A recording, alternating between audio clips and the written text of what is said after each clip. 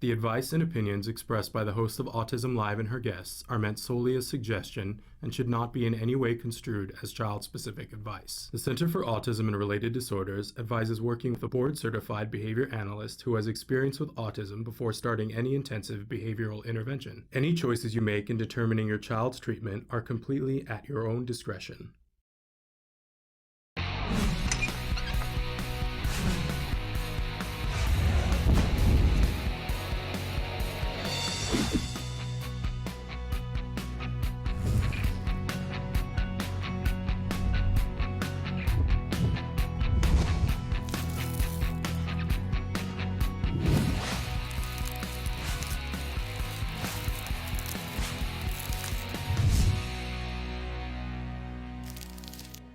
Good morning and welcome to Autism Live. I'm Shannon Penrod and we are webcasting to you live from the Warner Center in Woodland Hills, California. This is the new home for the Center for Autism and Related Disorders headquarters. It's also the new home for Autism Live. We're coming to you from our new studio on the 18th floor of Tower 1. Thrilled to be here with you on this lovely Wednesday morning. We know many of you are heading back to school and you've sent in a bunch of questions about back to school that we're looking forward to getting to. A couple of programming notes here in just a few minutes. We're going to be starting Ask Dr. Doreen. This is when you get to ask questions of Dr. Doreen Granpeesheh, a true expert in the field of autism. In the second hour today, we have Let's Talk Autism with Shannon and Nancy. Nancy Alspaugh-Jackson will be joining me. And our special guest this morning is a fabulous musical therapist that's going to be with us. So look forward to that a little bit later on. But first, we want to let you know that this entire program is meant to be interactive. We want you to participate. There are many ways to participate, and Kelby's going to show you a few of those ways, while I remind you that our homepage is autism-live.com. When you go there, many things to do. Please sign up for our free email list. When you do that, you'll get our monthly viewer guide and our weekly viewer guide. That's a really fun thing to know what's coming up, and sometimes things change on a dime, and we want you to be an insider, and that email list will get you on that insider list. Now, when you're on the home page, you can be watching the live show by simply clicking on the triangle that is on the computer screen, or you could watch the most recently recorded live show. In fact, you can watch the 100 most recently recorded live shows on that site by going to the playlist button. It looks like a little memo in the upper left-hand corner. Now, to the side of where the screen is something we call the live feature. If you put your cursor in the box that says your question, start typing, hit enter, you and I can have a conversation, and much more important than that, you can be having a conversation with one of our experts like Dr. Doreen Granpeesheh. It's totally free. You don't have to log in. There is no username. There's no password. There's no passport either. It's just instant gratification. We do like it when you give us enough information so we know where in the world you are. You can just tell us what the biggest major city is close to you, because that helps everyone to give you more specific information about the resources that are available to you close to you. We hope that you will participate. And my friends, it is now time for Ask Dr. Doreen.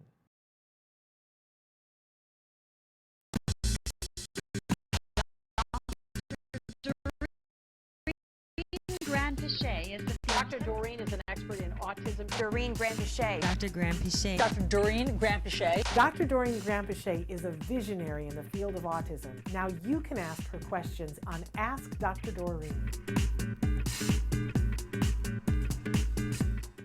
Welcome to Ask Dr. Doreen. We welcome Dr. Doreen Granpeesheh. Good morning. She is a true expert in the field of autism, a brilliant person in this field of autism, and working in this field for multiple decades.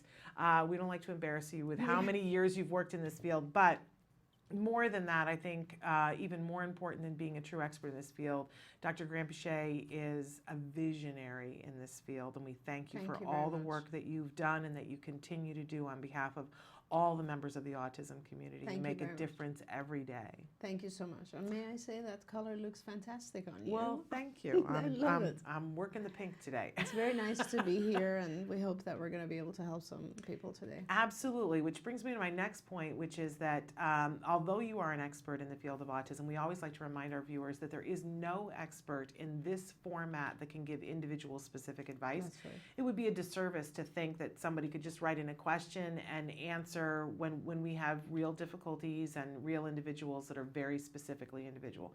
But having said that, Dr. Grampichet is a great person to voice some of your concerns to and your questions, because she gives us a wider understanding of what that question really might mean, water it down for us so that we have an opportunity to know which direction we should go after talking to her. So you were so helpful. Thank you very much. We hope to help people today. Well, you always help me. So, all right. I want to jump in because I know that a lot of you, some of you went back to school on Monday. Some of you are going back to school today, some tomorrow, some in 2 weeks, some in 3 weeks.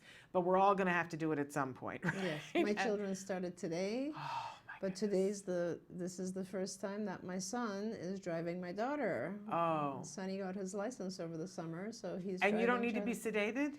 No, but I'm hoping that it's something we can do. I get a lot of different feedback about this, but I put a note in his dashboard that says he's allowed to drive her, because they're not allowed to drive until they're like a year after they get their license or something. They're not allowed to drive anyone else who's under the age of 25. I see.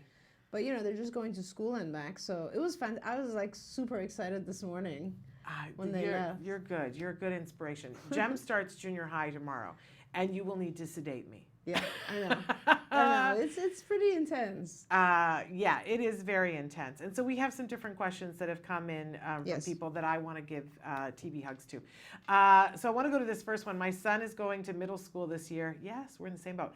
And in this case, is in an ASD self-contained classroom. My question is, what are some things that we can do to help him to adjust to his new setting? It's a big deal. It's really important, and especially since this is an ASD self-contained classroom, I have tons of feedback. So the first thing is, I generally, and this is perhaps a bias I have, but I generally don't, and it's because I'm older too. I don't know really.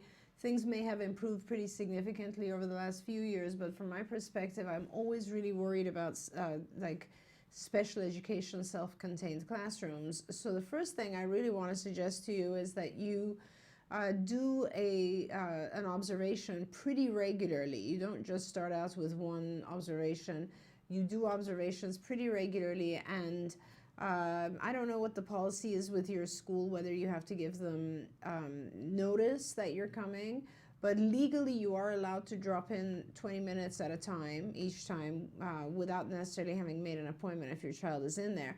So you should do that as often as you can, and if it's disruptive to your child to see you, then please have someone else who give permission to the school to have them observe. But this is very important, because at worst, these classrooms are situations where the children are being ignored, or that's at worst, so my biggest fear is that the child's being ignored or not attended to unless they do something really bad. Simply because a lot of times the teacher is busy, there's a lot of stuff going on, a lot of other behaviors and issues and so on, and it's sort of the squeaky wheel gets the grease Yes. situation. Thanks. Yeah. So please check on that factor as much as you can. At best, your child is observing a lot of other behaviors, and you want to make sure he or she doesn't pick up those behaviors from other children. So having said that, and I apologize because I know the first day we're very nervous, so I don't want to make you more anxious about this, but I do want to just prepare you. And I think one thing that you should just put in your schedule is weekly visits. That would be very, very useful and important. And also have a big talk with the teacher if you can, and perhaps you make sure that she gives you regular updates like we used to when they were kids, and you'd have a notebook, go back and forth. I think it's kind of important to get that sort of feedback back and forth from the teacher on how things are going, so that, and perhaps even if the teacher can give you a heads up on what's going to come in the next week or month. That kind of is a very useful tool, because then you can help prepare your child for whatever's coming. 6th grade is very different from school to school. So some schools you're going from class to class. Some schools you're in the same class. I mean, it's just going to be very different. So you really want to get a detailed understanding, first of all, of what is coming, so that we can plan on preparing the child. Don't make assumptions. Have regular meetings with the teacher and find out what's coming. Now, let's assume, and then the next thing I think is once you know what's coming, you probably know your child. If you don't, then you need to investigate and find out what things, let's say you have the content and the schedule, you need to know what's going to be hard for him. What are the things that are going to be of particular importance for you to prepare him for? So, does he do particularly poorly if it's a noisy environment, let's say? So then you should be concerned about, let's say, music class if he's in that. Does he do poorly if there's a less instruction? Then you should perhaps be concerned about PE or whatever it is. Does he lose attention if he's sitting in the back of the classroom, in which case he should be moved to the front? Does he get distracted, so he shouldn't be sitting out and looking outside the window? I mean, you kind of need to correlate now what you know about the program agenda and curriculum with what your child's skills are, so that you can see what the weak areas are and work on those. How do you work on those? Once you've identified, let's say, 5 or 10 deficits, areas of concern, then you specifically teach those very, exact things. So whether it's something as simple as staying in your seat, which might be, this is an ASD self-contained classroom, so I'm thinking some basic skills would be important, like, staying in your seat, paying attention to the teacher, learning what it means when the bell goes off. I mean, these are certain things that our kids may not have dealt with in elementary school. Knowing how to, depending on the type, this is a ASD classroom, so there's going to be a couple of aides in the classroom, but still the child will have to, let's say, put their stuff away in a locker and then go back and sit down. You could get permission from the school and actually go in after the class is over, so after 3 p.m., and practice those specific skills. So in other words, let's put our stuff away, and then you practice with the child going to their locker, putting it away, and coming back. Get the exact instructions from the teacher. Line up, and then you practice. There's a lot of stuff that you can actually practice with the child. So any activity that you are familiar with or you learn that your child doesn't know, and I'm trying to give you ways to do antecedent control, in other words, things to do to prepare before we have problems. But worst case scenario, you'll find out exactly what he has issues with, because he'll have problems in those areas, and the teacher will let you know. And then you mimic that environment or that activity as much as you can at home, perhaps first, and then in the classroom setting after school. So those are some of the things that you can do to make things easier. Obviously, you also need to give your child some other types of antecedent and consequence control. So for example, let's say your child is one who loses attention, forgets to pay attention to the teacher or to whoever is giving instructions. Then there are many things you can do. You could perhaps teach your child to look at a particular sticker that is placed on the whiteboard behind the teacher, and so that's where the teacher writes the agenda or the things you're supposed to do. Well, we can teach our children to pay attention, to look at that and pay attention to that when they feel lost. Or you can teach your child to look at other children and see what they're doing in order to find out what's supposed to happen next. Or, I mean, I have a lot of children who also, where the parents will buy them a watch minder. So there's specific watches which will vibrate and tell you, they have 5 or 6 instructions that you can program in, and it'll say things like, look at the teacher, pay attention, look up, whatever it is, that sort of thing. So, that is a very helpful tool. And then of course you want to make sure that you have consequence control too. So if the teacher, let's say you have a series of tasks, right? So like you have, I don't know, the first session, let's say it's morning, whatever it is, and every class will be different. Then it'll be like recess, lunch, PE, English, math, whatever they are. And if the teacher, let's say, gives a happy face or something in each one, and at the end of the day, he brings that home, and you look and see he's had a pretty good day overall, and he's had, let's say, 5 out of 7 stars or happy faces, then you want to reinforce him. Right. And you want to go through and make sure that he knows he did good in these particular activities. And that's very important. So on the one hand, on the antecedent side, you're giving him as much help and support as possible. On the consequence side, you're giving him as much reward as possible. And we've talked about both of these controlling behavior the same and very significantly. And then, you know, with that, as long as you're actively engaged and so on, things should go pretty well.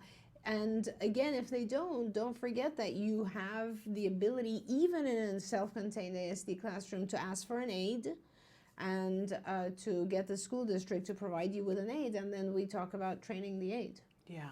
Lots to digest. I just want to shrink you and put you in my purse or put you in my son's pocket and take you with us everywhere. It's just so much stuff, That's you what know. I want to do. Well, people don't realize that we all have our own, enough of our own anxieties, you know, and then to have to just deal with new situations for our kids. In your case, can I just tell you, in your case, you have nothing to worry about. You worry more than he does. Yes, that's true. Yeah. That is absolutely true. But I sort of feel like it's my job to do all the worrying so that he doesn't have to. I know. So what I want to suggest to you, though, is that part of not doing anything about it, in your case, I suggest you do less, because I want him to start problem solving. He needs to come across things and come back and report to you, and then you help him problem solve it. So my plan to go to the school today and walk him through his where his classes are, because he's never switched classes before, and take pictures of each room and put them into his phone is too much? Yes. So here's what I suggest you do. First, you ask him if he wants to go there, and if he thinks it would be a good idea to prepare. Okay. I can do that. If he says yes, which is assuming he will because he wants to please you, he knows you. When you go there, ask him, just say, this is what I had in mind. Do you want me to do this or you don't need it? Okay. Start giving him a little bit more, let him decide. Okay. All right, I can do that. That is a big part of middle school, is going from class to class in regular middle school. That's one thing you have coming. Yeah. And another thing is, and it's not just going class to class, it's going back and forth to the locker and getting new books and going to the next class and doing all of that. There's no locker in this situation. Good.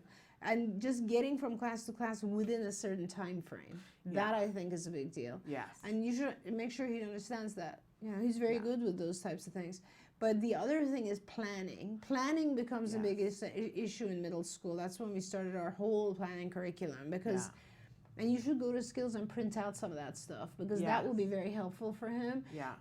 Academic planning, that's the section, and it has 4 sheets that you can print out, and your child can use them to actually write. I was given this assignment. These are the things I need to take home. Yes, I know exactly what That's you're kind of talking important. A planner would be his life-saving. They give him, in our school district, they give the kids in, starting in, I think, 3rd grade, planners to practice and work up to it. Perfect. So he's been working with a planner, and they've already given him his planner at registration.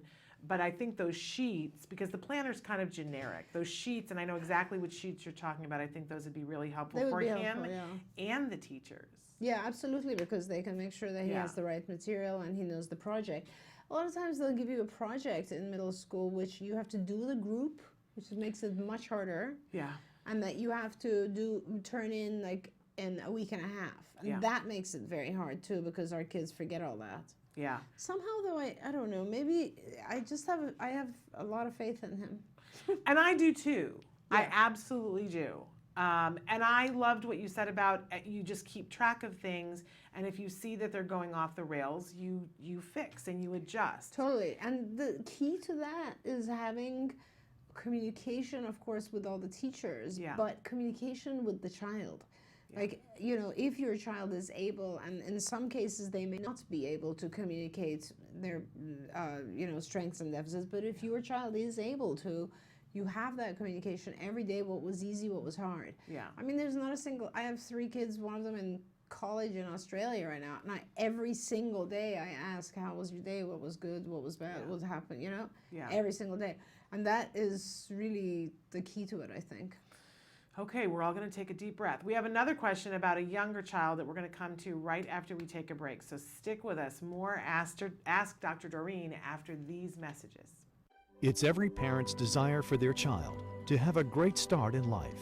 Yet there is a condition affecting more children's lives than pediatric cancer, diabetes, and AIDS combined. Autism strikes 1 in every 150 children. Today, 1 in 110 kids in the U.S. will be diagnosed with autism. That is a huge jump from 30 years ago when it was 1 in 30,000. Startling new report finds the number of children with autism is skyrocketing. The Centers for Disease Control estimates 1 in 68 children has a form of autism. Now that's a 30% increase in just 2 years.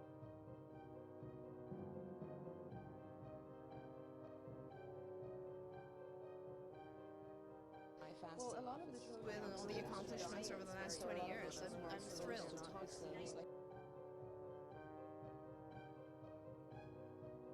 I think what kept me was the feeling that, you know, I would have a parent come to my office late at night at UCLA and just fall apart.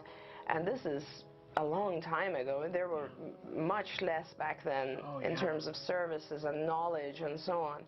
And I would just sit with the family and the parents and walk them through and try to take away some of their fears, you know. And at that point I realized, I think the thing that's actually most important to me is that process. I mean, thank God that I've been very, very lucky and blessed to have so many incredible clinicians join me along the way and just develop CARD in such an amazing, magnificent way.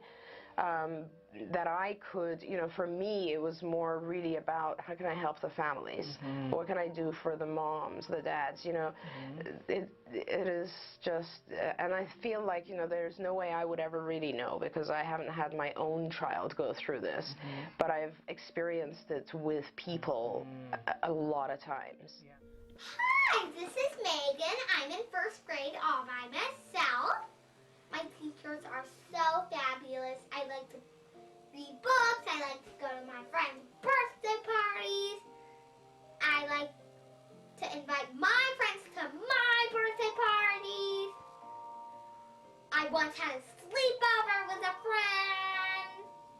I like to have play dates with my friend. I'm the best reader in my class. I like to go to the library. I like to read different series of books. And here's how I learned to do all these things. By my card friends and Dr. Grandpichet. Thank you, card friends and Dr. Grandpichet.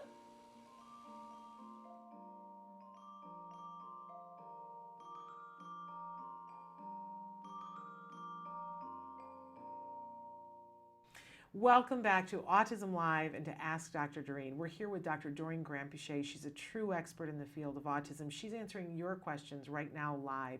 You can be writing in on the live feature, which is at www.autism-live.com. Okay, we've been talking about back to school. We were talking about older kids, and now we're going to shift to a younger one. And can I just quickly, before you go Yes. there, because I just saw the 25th anniversary thing, and every time I see that, I want to thank Kelby again and you again, because that's just such a wonderful tribute to CARD and to everything I've tried to do in my life. So I want to thank you guys again. I love seeing that. It always Wow. brings tears to my eyes. We love it, and all the credit goes to Kelby.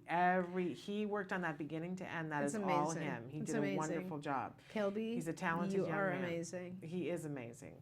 And we're celebrating that Kelby's been with us a whole year. He says, go on, go on. Yes, Kelby, we love you, Kelby. Okay, so anyway, we're going to shift gears and talk about younger kids. Somebody wrote in this morning and said, my son will be entering first grade at a new school. I'm a nervous wreck. Hugs, hugs. He has been in the same school for 3 years and will be moving on to a new school for the upcoming year and also fading back our shadow from a classroom aide to an unknown shadow. What type of activities can we facilitate or encourage at school to help develop and foster new friendships with his new classmates? He's in a private school and they've been very welcoming and helpful with suggestions, accommodations for him. Yeah. The friendship piece is a big part of it on so many different levels, because we know that that's what makes them bully proof.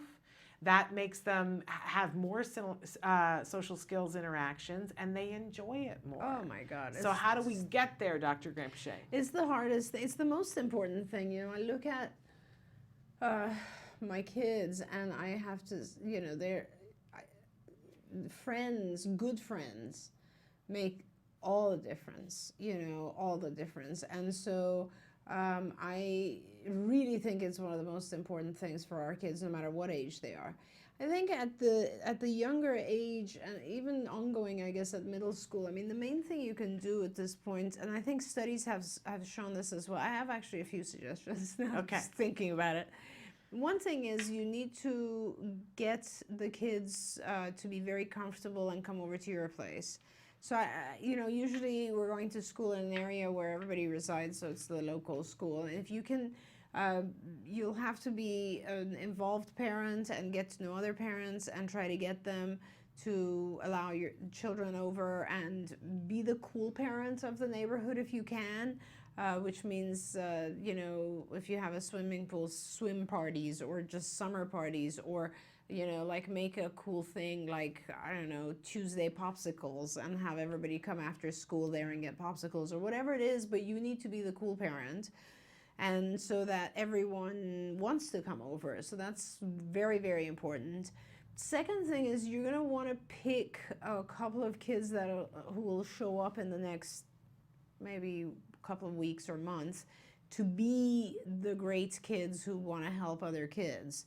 There's always one or two or three kids in the classroom who are just, they care and are extremely empathetic and great sweethearts. And usually it's a girl has maybe a younger brother or something and likes being a teacher, That's the kind of kid you want around. Or depending on the age of your child, sometimes you want same-sex kids, so like you might want boys to come over, but you'll want to pick one or two who are able to maintain the relationship. And sometimes you're looking at kids who might be just sort of have the same skills and deficits, like I admire very much how in the past, of course, we used to say like, I don't know, computer club or something, but there's always kids who are kind of have some of the skill sets of individuals with Asperger's, and they all get along and they're maybe, communicate together very well. And I have to say, you at this age, we're fortunate, because if you look at our generation and when we were kids, social behavior was completely different. Social behavior, for a girl, it was a lot of imagination, and for a boy, it was a lot of physical activity and athletics, and that's kind of how social activities merged. Even 10 years ago, you look at that, it still is like the athletes were and so on. Now, it's not anymore. It's more, there's a huge place for people who want to just communicate with each other on the computer. So gaming has become a huge thing, and our kids are, of course, usually very good at that stuff.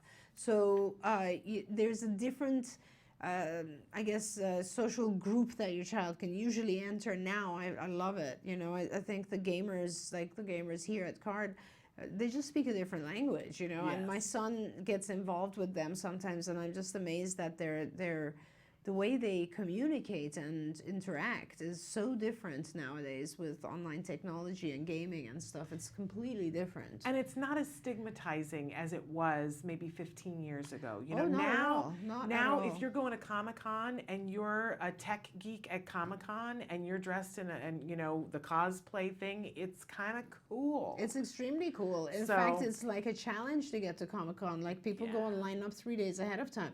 So it's like a major awesome thing nowadays to be a techie or a gamer or whatever it is. Yeah.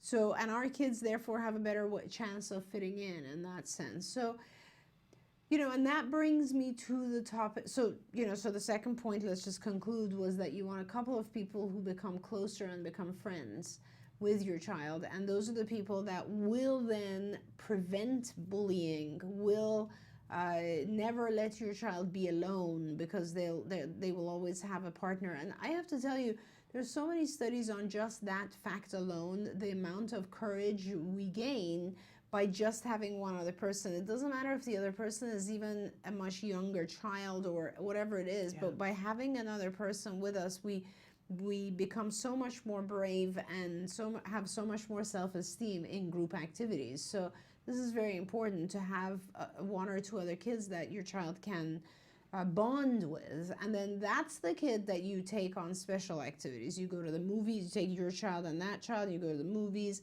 you go to parks, you do, you know, fun things, you get them engaged with each other somehow. That's the second thing. First thing is the larger group, second thing is the smaller group, third thing is you want to make sure your child has the ability, obviously, to communicate. So there are certain skills, and it's too much to go into here, but obviously social communication has its own rules, and these are very important rules, and we've often talked about them here. And you can see these rules on skills, obviously, in the social curriculum, but just social communication, things like knowing when you've been talking about a topic too long, like being able to read people's expressions in response to what you're doing, giving enough eye contact to notice when people are talking to you, understanding when they're about to walk away, how to repair a conversation, all that kind of stuff becomes extremely important, and those are things we have to work on. And even though our kids may do pretty well, we really need to actively get back into it and start working on those specific things, because all you're doing is giving the child some tools that will help them ongoing. So that's very important, is just dealing with the content. And of course, I always refer people to skills because it has an assessment. Yes. And especially our advanced cognition skills section, which is the social and cognitive and executive functioning areas, all you really have to do is answer a series of questions. It'll tell you exactly what to work on for your child to succeed in those areas. We also just started a collaboration with UCLA. I don't know if you heard this morning, I was saying, is the Peers program. So we're having various people at CARD train in the Peers program, which is a social skills program for individuals on the spectrum, but more higher functioning individuals, which this would, I think, pertain to. And that is where it's, you know, it has been a very successful program, and we're going to have Cardians trained to provide it at our centers, first for a research program and then later across the board. Wonderful. And I think those types of social skills groups really help, because it's almost like the skills that the child learned will now be put in practice, because you have other children there, and the whole thing is just practicing those skills and realizing that others have the same benefits perhaps, or can overcome them and get in groups. Now, old studies, and this is the final one, I'll take a breath after this. But you know, I've been interested in social skills for like as long as I've been interested in autism. It was my dissertation. I'm very into this. Old studies showed that two things. One is, if you engage in a game, if an adult goes and produces some sort of a game that engages everyone, and this is so true even of adults, it's funny, then a lot of learning and a lot of bonding takes place while they're engaged in games. So for instance, when I was doing my dissertation, I had to do with various basic kindergarten level games like Duck, Duck, Goose and so on.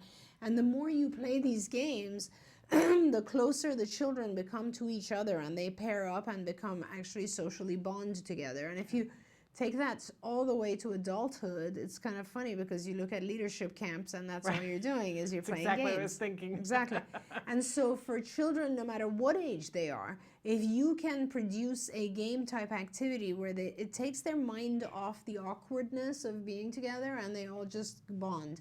And a lot of games, you depend on your partner for success. So, you know, let's say, what's the one where you tie their legs together? Oh, the three-legged race. That, for instance, is a very basic concept, but the truth is you depend on each other. You have to coordinate with each other. Or the one where you like have an orange or something and you have to move it down the body without dropping it. Yes. Or there's a million games where you require a partner to help you. Yes. That type of thing will generally help people bond, children bond. And finally, the other thing old studies used to show was that a cool item, when a child with a disability takes a sort of a cool item to school, and the item becomes the topic of conversation, that also increases the child's social visibility and then allows others to kind of, I guess, admire and want to be with the child. And that goes, I think, back to the whole concept of being cool, or being the cool mom or dad in the neighborhood.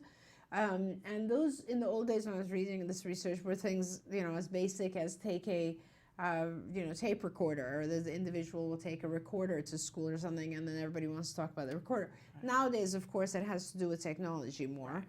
Right. And the more, this is, for many years, we tell our parents, don't let your child engage in technology, too much computer activity. But the truth is, the cool kids are the ones that are advanced in various computer skills and so on. Absolutely. So there's a few ideas. And the only one that I would add on to that is get involved as a parent in whether it's the PTA Absolutely. or whatever it is that they call it where you're at, because then other people will be looking out for your kid. They know who your kid is. Right. And if you think for a second, I mean, I know people who are like, I'm not being involved with the PTA and their kids get preferential treatment. Yes, they do. So join the PTA, because it does, sometimes just by accident, that people notice your kid, because if you're there and you're doing something they just do, it trickles down to your kid. Absolutely. And their Absolutely. kid knows your kid, and it helps. Yeah. Volunteer, and it doesn't have to be something, I usually volunteer in direct to play, Yeah. because that's what I can do.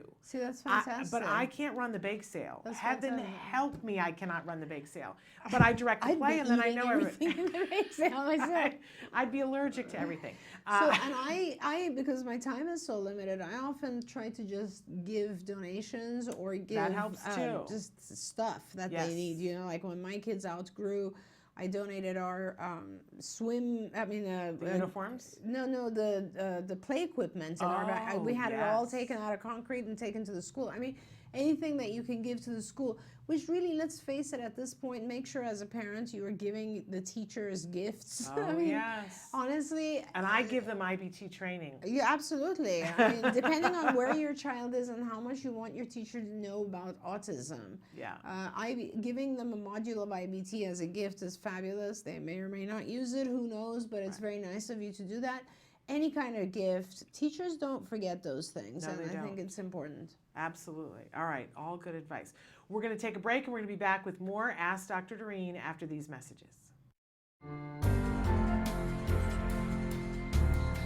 There's been another new study about optimal outcomes, and I wanted to know, what are your thoughts on recovery? Do you think it's possible? Do you believe in recovery from autism? On recovery, you learn how to adapt. I mean, I've had a lot of experimental brain scans done, and I have found things that are definitely abnormal. I have an enlarged left ventricle that's definitely abnormal. That's not going to go away. That scan was done less than 5 years ago. But you work with someone and they adapt. You're not going to make me an algebra specialist. That's just not going to happen. But things like getting better at public speaking, that is something that I gradually learned.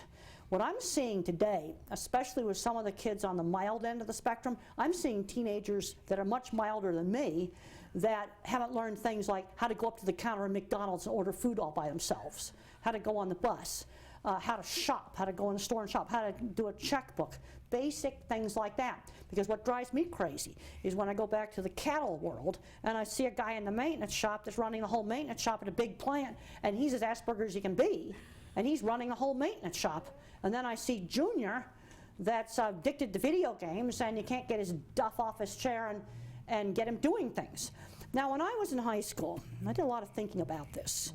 I got kicked out of a large girls' school for throwing a book, and I went to a special boarding school up on a farm, and I was allowed to work with the farm animals. And they let me goof off and not study. But I got to thinking, there's one thing they did not let me do. I goofed off and I didn't study, but I had to physically go to class. When I didn't want to go to the Friday night movie, they made me the projectionist. One thing they were not going to let me do is sit in my room, become a recluse in my room. They were not going to allow that. I want to know why you threw the book. Why did you throw it? Oh, I threw a book at a girl because she called me a retard. Oh, good reason. Oh, no, to throw she it teased me. And I had some problems getting in fights when kids teased me. But it was always brought about by someone picking on me. And the principal had me kicked out of school, out of a large girls' school for doing that. And what'd your mom say?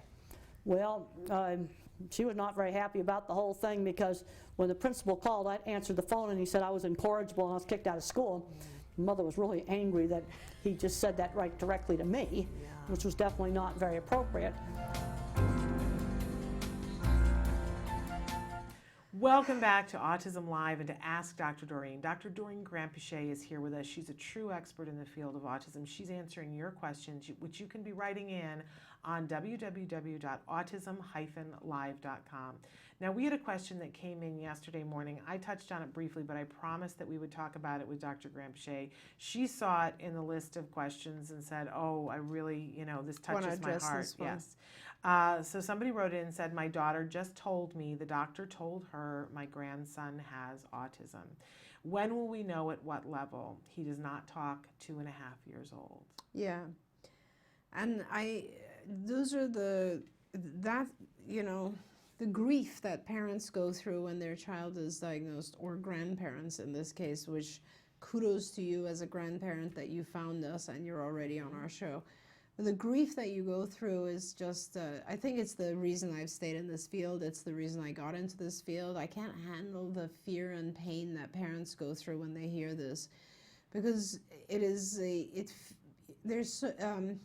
it's so scary, because doctors don't know enough yet, and when they tell you, it's almost like they're telling you there's nothing you can do and your child will not improve, and just get used to it and deal with it. And that is the scary thing, and none of it is true, and I want you to know that none of it is true, but it's a different life. It is a different life, and I will talk about that for a little bit, because I think the more you know, the less you fear, and it's important to know that. First thing is, you have just entered an amazing community of people. There is nothing in history that is like the autism community ever. I can't contrast it to anything that has. It's incredible. In the last, first of all, it's a disorder that has increased so pervasively over the last 20 years, so rapidly in the last 20 years, that it has. And if you look at the rapid increase in the number of children diagnosed with ASD, you will notice that it's pretty amazing how much has been accomplished in 20 years. I mean, 20 years ago, there were not enough people to diagnose this disorder. No one knew what autism is. I mean, when I'm so old, I forget. Like 35 years ago, when I entered this field, and the prevalence was 1 in 15,000 children, and now it's 1 in 55, 65, something around there. People really didn't know what autism is. They didn't know the term autism. As I often say, I'd say I work with autistic children, and they would think they have artistic talents. Oh, they draw well, they paint well. No, autism. Then came Rain Man, and people were like, oh, what is this mysterious, and do they really have skills, and they can count cards and so on? And then we had like a gradual, first a couple of really good books, Let Me Hear Your Voice and stuff started coming out in the 90s, and then more and more books of parents writing these things, and then it started to just become, and then of course Autism Speaks. Autism Speaks has done a tremendous amount for the world of autism, for the world, in terms of bringing information about autism, acknowledgement, and awareness of what it is to have autism. Now we have an idea, and through, if you had asked me 30 years ago, will there be insurance coverage for autism, ABA services, behavioral services on autism in my lifetime, I would have probably said no. And the fact that there is insurance coverage, and it is covering most of the United States, and shortly will have all of the United States, is really the most significant accomplishment of Autism Speaks, and particularly Lori and Dan Unum from Autism Speaks, who I think have single-handedly, and all the people who work with them and help them, and I don't want to in any ways forget any of the people, because there are many, many people who work together with the Unums. But what they've accomplished, I think, is the biggest impact. It's more than I've done in this field. It's more than anyone has done, is to take every state by state and produce these mandates and pass them through the state government, and just get funding for our children. Now, So it's a much better era, let's put it this way, to have a child with autism. So in that sense, you're blessed. Yeah. Secondly, you're coming into a community, as I said, who is already strong, who's already prepared, who is already there for you. There are so many parents who, because the growth has been so rapid, parents have had to be the champions. They've had to produce these things. The Unams are parents. Every parent, look at Shannon. I mean, anything that has happened in autism that is amazing and cool is a parent. And that's probably the case with most disorders and most other things. But the parents in autism have driven this field forward, 100 years, not 20 years. They've done so much in this short period of time that you have a huge support system. You're not entering the world of fear. You're not. You're entering the world of strength. You're entering a world where parents are courageous and strong and not afraid to get what their children need, and professionals have improved. I know so much more now than I did 30 years ago. I'm recovering so many more children. There's so much medical support now and in terms of nutritional support, and there's just a million things you can do. So I hope what I'm trying to get across here is that I hope you have less fear than one would 30 years ago. 30 years ago, it was really a mystery, and that was why I stayed in this field, because it was very hard for me to tell parents who would come to my office at UCLA crying. It was very hard for me to say, oh, you'll be fine. There's so many people who will help you. I felt like there was no one who could help them, and I had to help them, and I had to stay. How could I leave? I had to stay in this profession, and I had to hold on to them, But now there's a whole world of people who will help you. You have excellent physicians, you have excellent ABA providers all over the world, you have insurance coverage, you have families who are helping, you have the feet groups. There's a whole world of support. So the very first thing I want to tell you is don't be scared. And tell your daughter not to be scared. There's nothing to be scared about. It's a different journey. It's a cool journey in a different sense. We often, when we don't have these things, it's almost like our lives go too fast. You're just running, going to work, coming back, going to work, coming back, dealing with your problems and so on. And when you have a child with autism, it slows you down. It forces you to focus on what's important. I'm a parent of 3 children, thank God, all typically developing, but I have to go back to my baby books to remember what the first word was and when it occurred, right, for each child. Let me tell you, parents of kids with autism, never forget that, because it takes work to get there, and once you're there, it's a bigger achievement for you and for your child. So, it's a different journey. It's a kind of a slower paced journey, but because it's slower paced, you can enjoy the view better. You can enjoy the accomplishments. You get much closer to your child than any other parent ever will. Much, much closer. The relationship you have with Jem is not a typical relationship. Most parents aren't familiar with, they don't know what's going on with their teenage kids. They have maybe 5% of their lives, Kids in the autism world, as they become so tied to the parents, and the parents are their best friends. So that's a cool part of it. That's a different part of it. And most importantly, I think, is never, ever give up on your child. Never let anyone tell you they can't do it. Now, let me tell you something, and this is the truth, an absolute truth from the bottom of my heart. To this day, and we're in 2015, I still hear the same thing I heard back in 1978, which is, it's better for you. There are still some professionals, there are still some teachers, still some doctors, still some whatever people who will say, oh, give up. Children with autism never recover. Children with autism, it's better for you to just save your money because he's going to need it lifelong. You know what? That is just completely not true. None of that is true. Children with autism learn just like typically developing children do. They just learn differently. They learn with different tools. They have a different language. And that language is ABA. It's behavior analysis, applied behavior analysis. No matter what else you do with your child, get them on an ABA program and do it fast and do it intensely. I don't care if someone tells you do 5 hours of ABA. This is not speech therapy we're talking about, or OT. This is, you're teaching your child a language that they will use to learn everything. So get them fluent in that language. Now, whether during the course of 3 or 4 years of intensive ABA, your child completely comes out of the autism diagnosis or doesn't, which, you know, more than half kids don't, but what will happen is you've now taught them a way to learn.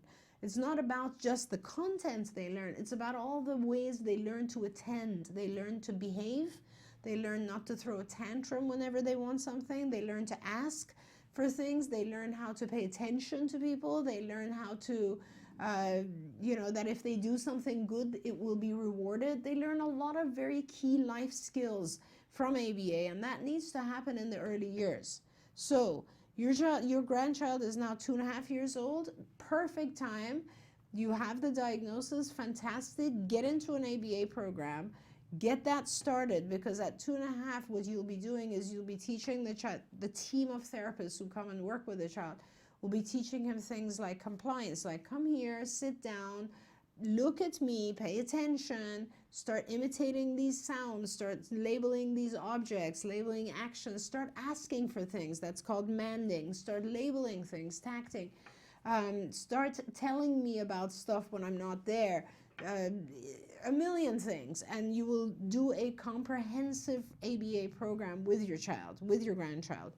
And once that gets started, or as soon as possible, you will also do go find a nice pediatrician who has a lot of knowledge about autism and do a bunch of testing to make sure your child is not toxic, not having an overload of toxicity, that your child doesn't have yeast issues, because some of our kids do, that your child doesn't have gastrointestinal inflammation, because some of our kids do.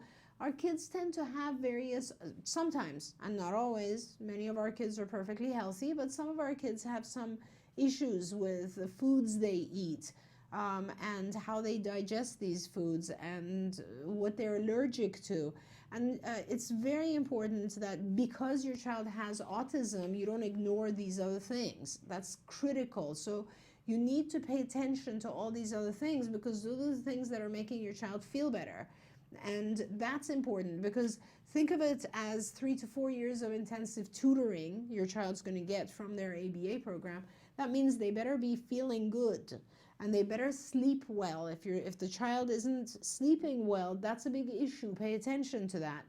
And the other final thing you need to know as you're entering this wonderful world is that we don't know enough yet about the sensory issues our kids have. Sensory is one of the newer things in our field, and we're learning that our children receive information differently than we do. So sometimes lights really bother them. Sounds are too intrusive. In fact, the sounds of language might be background noise versus other sounds that we can't even hear, like the sounds of fluorescent lights might be very loud.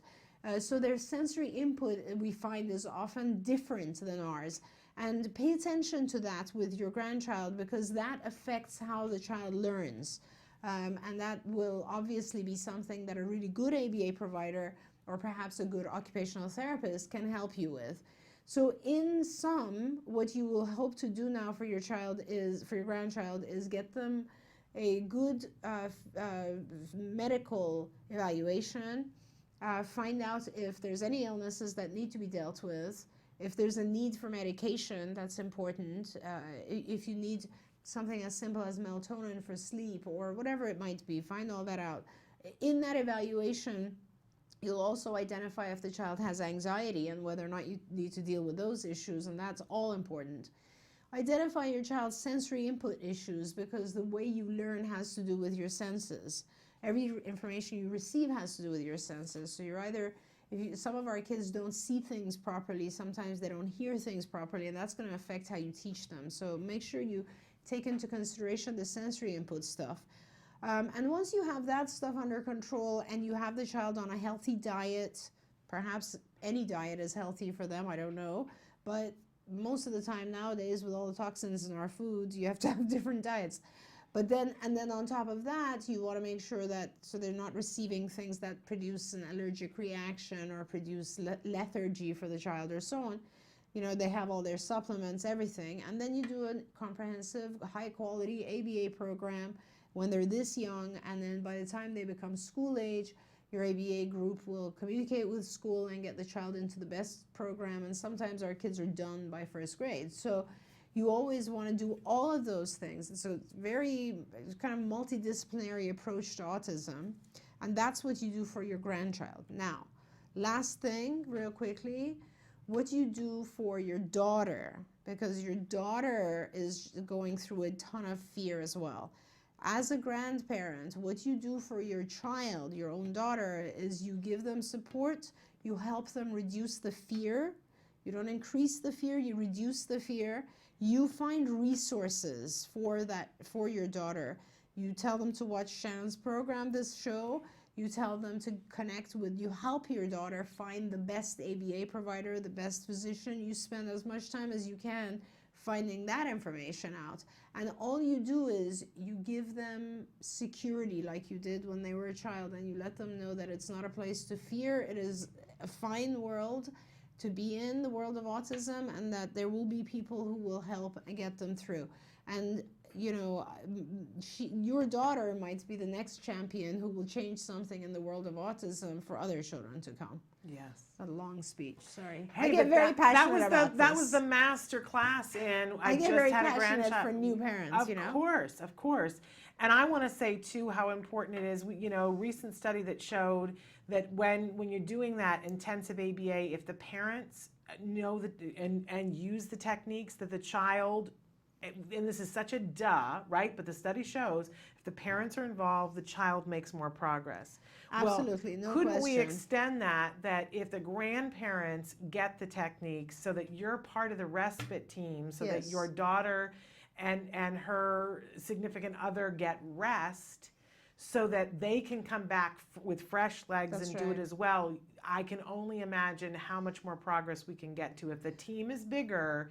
And obviously, you're a part of the team, so Absolutely. learn it too. Yeah. And I mean, I gave a lot of just emotional, like I get very, this is my passion, Yes. as you can tell. I mean, there's nothing else I can talk about that long. That one is my big thing. But everything I've done in the last 20, 25, 30 years is for that. That's why we have a program, an IBT, Institute for Behavioral Training. There's massive Yes. training on there for yourself, for your daughter. There's programs for parents where you can learn how to deal with autism and how to teach your grandchild. Skills, which is a program that allows you to see the skills and deficits of your child and exactly what things they need to learn. I mean, I really want to give you resources. So, you know, stay in touch with us and we'll try to direct you to whatever's out there. We don't know where you live, but there's something good wherever you are. Absolutely. And essentially, we're out of time here. I'm so sorry. I went on and on about that one, I know, but no, as I said, that's the master class of, you know, this is what you do if you've just gotten the diagnosis. Right. And it can feel overwhelming, but it doesn't have to be. And of course, there is hope. What is that beautiful poem, you know, that some of the families share about being in Holland versus Italy? Oh yes, look up the story of Welcome to Holland. Yeah, that's a I great love that thing. Yeah, it's just it's a tearjerker for sure, but it's just such a great way of describing. You know, you wanted to go to Italy, but you're now in Holland. That's a beautiful country too. Holland is beautiful, and there are things to have in Holland that weren't in Italy. Exactly. Right. We've actually done that. You can search through our videos for Welcome to Holland, or you can just search it on the web to read what one mom wrote. I love it. It's a beautiful, beautiful piece. We have to say goodbye to Dr. Grandpichet because she has to get back to helping the world. But thank you so much for being here. We look forward to having you back next week. We're going to take a break and go to the A word now. And when we come back, it's time for Let's Talk Autism with Shannon and Nancy. Nancy Allspa Jackson will be here, and we have a fabulous music therapist who's going to be here with us talking about music and how it's good for your spirit. So first, take a look. This is the A word.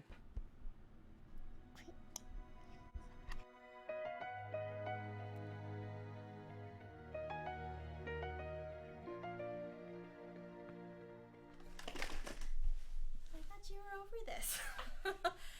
did this like 5 months ago. I know, that's you. Hi, look. Hi, look. You can say hi. Hi. Say, I'm Jack Riley. I check Riley. I got. Really? It's showtime. It's showtime. Sit down. I can eat.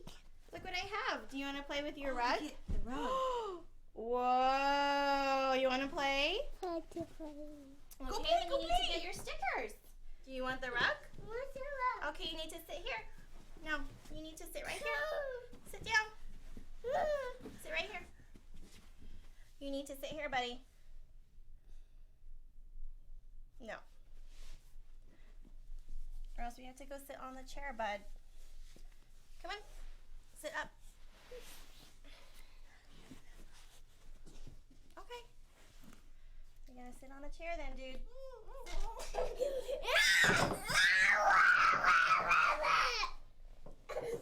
Ready? Clap your hands. Good. See, that's one sticker.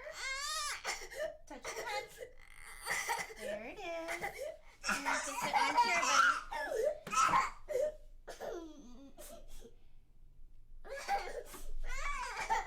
There you go. Thank you. You got one sticker for that. High fives. Very good. What do you want after the one sticker? iPhone. Okay. Let's see. Touch your back. Very good. See? You got it. High fives. I'll get it for you, okay? Cool. He's been having a lot of non-compliance lately with the other girls too. So most of our session might be compliance training today. It's basically asking him to do things he already does know, so he's successful. But just to get their focus back, by asking them to do things that they already do know, it kind of shifts their focus back on something else. And then I just bring in what I originally asked was to sit in the chair. And he was able to do it. I don't know if it's just, you know, his baby sister or just, it's just been lately. Okay, my turn. Okay, we're gonna get 5 stickers again. What do you want to do? iPhone. More iPhone? Okay, sure. Okay, ready? Stand up. Good job. Here's 1 sticker. Clap your hands. Good job. Touch your nose. Where's your nose? Good job. Touch your ears. Nice. 1 more. Sit down. Nice. Very good. Here you go. So I'll do that just a couple times just to get him back in the groove of things. Get back. What are you doing? Pooping. You're pooping? Oh, okay. You going potty? Going to party. Are you going poo-poo? I'll go to a party. You're poo-poo. You have poo-poo in your diaper? Pooping your diapers. Okay. Okay. I'm sorry, are you pooping? Oh, maybe he is. Okay. Are you all done?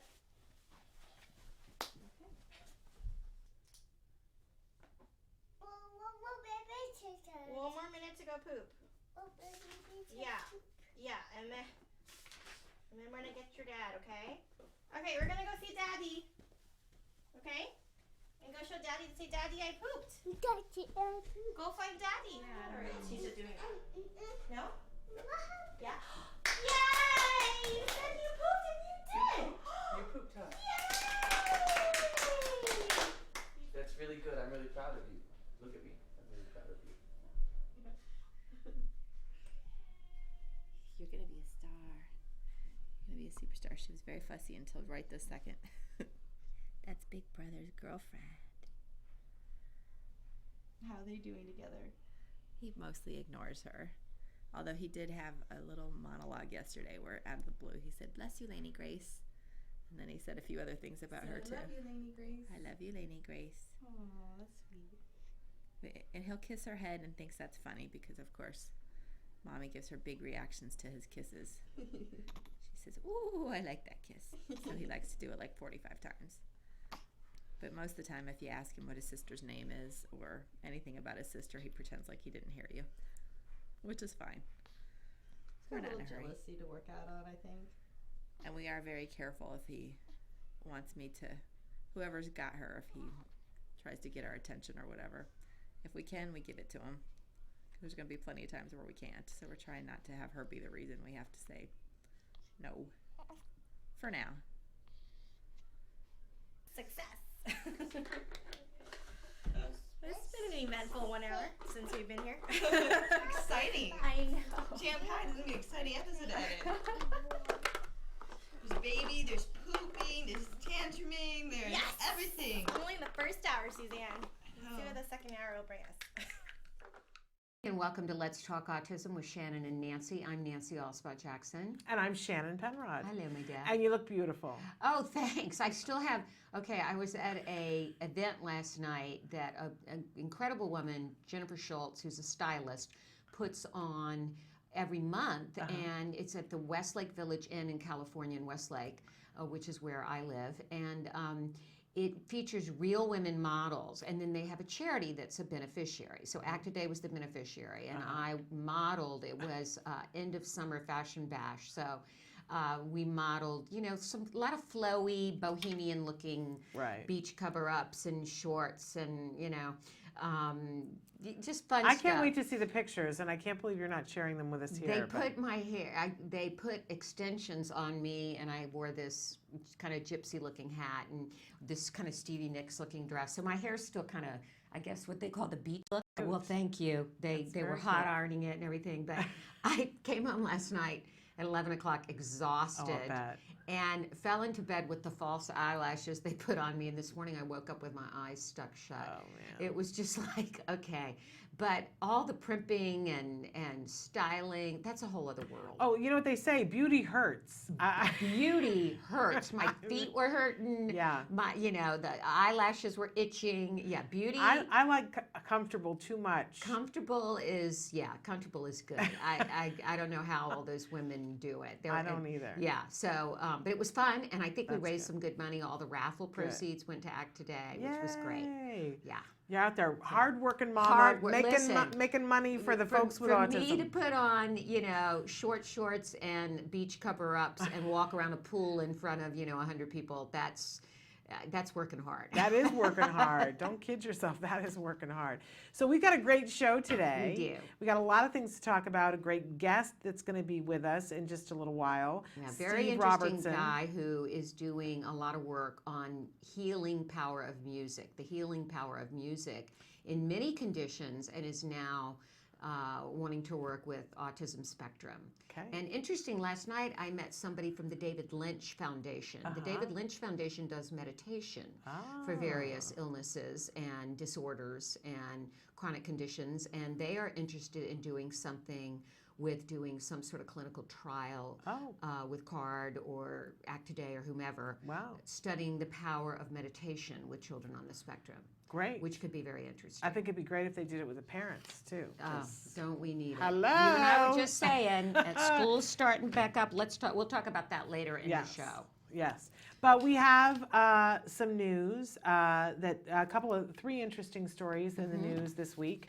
The first one, a study about genetics, talking about that there may be this one genetic difference that leaves, it's like a switch that gets left in the on position.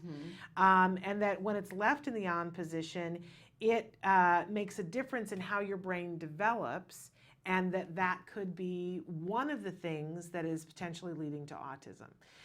We've been looking at genetics and what it does for a long time, but they're saying that this is a really definitive discovery, that as they've been finding the different markers, they haven't been able to identify what it actually leads to, and that this is the first thing that they can point to, that they go, okay, we see what this does. It's on, and it should be going on and off at key times, and that it could be causing the brain to develop a little too quickly. We know from looking at MRIs that a lot of kids with autism, at the age of 3, they could have a brain the size of a 14-year-old, and it hasn't had time to make the connection. And this could be why this one genetic difference. And so as they're looking at this, once they know what it does, that brings them closer to knowing which medicine might be the thing to look at. Okay, it's called the UBE3A enzyme. it was switched permanently on and became hyperactive, which caused the abnormal development of the brain. Yes. And this is out of the University of North Carolina at Chapel Hill. Which you're very familiar with. Yes, so, alma mater of my father and most of the people in my family, not me. I was a Virginia Commonwealth University girl. But very exciting. We'll look forward to hearing more about this. Yes, we will. And there's another story coming out about teaching students with autism how to code. Yeah. Which is very interesting. Yeah, because I know a little bit about coding now from a class that I took with Jem last summer, but do you know anything about coding? I know really nothing about coding. I just know there's a whole group about girls who code, and yes. Yeah, I'm not a techno geek. Nor am I. We laughed because Shannon called herself a techno geek once, and Kelby and I were going. And what I meant to say was that I enjoy it. I didn't mean to say geek because that implied I knew what I was doing. You go beyond me in enjoying it. I get left. Like last night at this event, everybody was like trying to tag me, going, "Are you on Instagram? Are you on this? Are you on that? Are you on this?" And I'm like, "No. I'm on all of them, but I don't know what my anything is." All right, we have to fix that. We have to Right. fix that because that's a thing that must be fixed. Yes. But a lot of our coding. Kids have a predisposition to liking computers and to Puzzles getting it a and little games. faster. Yes. And so there's a school, Middlesex Regional Educational Services Commission, which is MRESC, for students with developmental disorders such as autism. Where is that? It's in Piscataway, which I don't know where Piscataway is. Okay. But it's in Piscataway, which is a mouthful just to say. Mm-hmm. But in any case, they are taking particular interest in teaching these kids how to code. I think this is the beginning of the right direction to go in. I agree. Instead of putting kids in special ed classes and teaching them heaven only knows what, right? Why not give them some real meaningful instruction in things they're good at? Excel in, yes, and are drawn to. And they're also using NAO robots, which I don't even know what NAO... B-bots. Is that B-bots? Yeah, it says. So, they're talking about robots. I think this is exciting. We've tried to, over the years, put Jem in classes. He's taken some coding classes with some different... There's something called Scratch, which you guys can find online right now, and it is simple enough that you can do it with a kindergartner. Really? Scratch, because it's color-coded, and they can take chunks of things and put it together and have it change something. So you just can go to start Scratch. with Scratch. Put in Scratch coding, and you'll find so many I want to things see having if to do Wyatt that. would like that. I bet he would. He's not as technologically oriented as Jem is, but he does like the computer, of course. And I think he would love Scratch. Because he and loves there are colors. things to do. And it is all color-coded. And then from there, they can learn all kinds of other... I'm trying to think what the next one was that Jem... So Jem has done like 5 kinds of coding now, going into the 7th grade. And he kind of loves it. The camp that he went to this summer... one of the camps he went to this summer was about learning how to code for Minecraft. Okay, he loves that Minecraft. One of the classes was Java, and the other one was something else. Okay. See, this is how technologically inclined I am. Excuse me. But I think that this is great. We want to say congratulations to Bright Beginnings Learning Center, which is part of the Middlesex Regional Educational Services Commission. Right. To be forward-thinking. Yes. Now, another thing that was mentioned in this article, Shannon, yes, and I don't know if you've talked about this on the show without me, it's worth an entire segment, and that is the 2001 Wired magazine article by Steve Silberman, The Geek Syndrome, which also, I believe, isn't he on the TED Talk? I believe so. Yes, he is the guy who did the TED Talk. I may be wrong about that, but this article has attracted a lot of attention, and he has gone so far as to say attributed an increase in autism cases in Silicon Valley to adults with autism and Asperger's being drawn to high-paying STEM jobs in the area than having kids. And he does not think that autism is on the increase. He believes that there were always these geeks among us, I guess you would say, yeah, and that there is no, it's simply that they were not identified before, and that the geeks have always been out there, and that people with these brains have always been out there. So that's another interesting thing that we might want to talk about. Yeah, that's a whole other show. Whole other show. Different point of view. And then just this morning, so I haven't had a great deal of time to spend with it, Science Daily reported, this is something coming from the Salk Institute, that the receptors in the brain linked to schizophrenia and autism, that they feel that they have more information than ever before because of a recent study. And they, again, it's mice, which I always wonder, like, how are we having this transfer? But mice that were lacking a set of receptors in one type of neuron in the brain developed compulsive antisocial behaviors.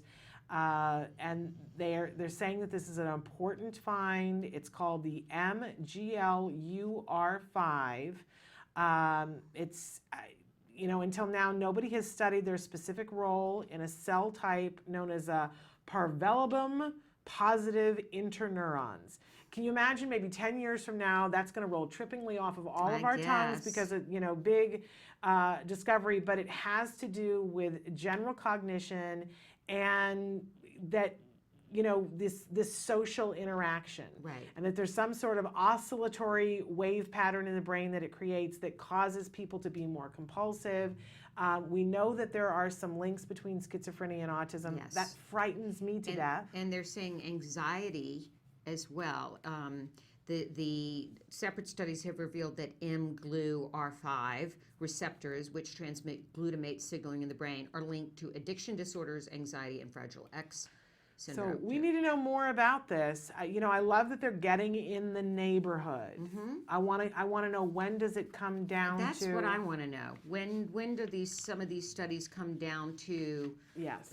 Treatment. But and some people that we've had on the show are doing some pretty exciting studies right now. I don't know if you've seen on Facebook that one of the doctors that we've had on the show, and his name escapes me in this moment because I have early onset of menopause. But they're in San Diego. They're asking for participants to be a part of a study right now because they have a drug that they want to try. Really? Yes. I will share with you. Gem doesn't qualify for it, but you'll have to look at it and see why it does. Okay. But very interesting.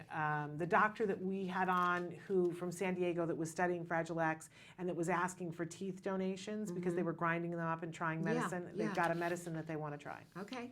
Yeah, I want to hear Very more about interesting. that. Yeah. Right, Well, great. I'll get that together and we'll talk about it maybe next week. Okay. All right. We have a great guest. We're going to take a break, and then we're going to be back. I think we're going to be back with Steve Robertson. I had shared with them yesterday that we were going to have the folks from Raymond Rocks on. Okay. And that has been changed. We're going to have them on in a couple of weeks. Right. We're postponing our Diamond Extravaganza. Yeah. Although we should mention about the fabulous raffle, because that's from Raymond Rocks, is it not?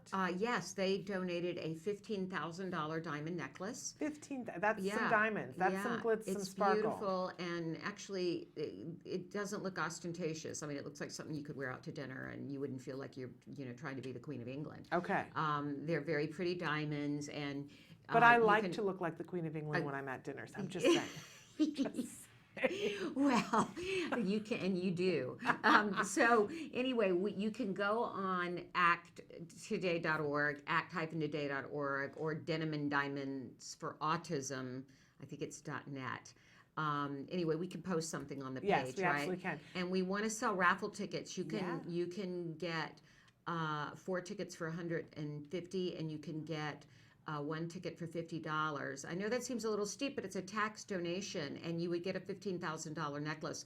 And this is we're only selling 300 tickets, so it's not like you've got good odds. It's for a good cause. It's good odds, good cause. So if you can't attend Denim and Diamonds and you want to make a donation, please go to our website, and you might win that diamond necklace. Who knows? It could happen. Yeah. It's going to happen to somebody. It's going to happen to somebody. There we go. All right, we're going to take a break. We'll be back with Steve Robertson, musical therapist, and more right after these messages.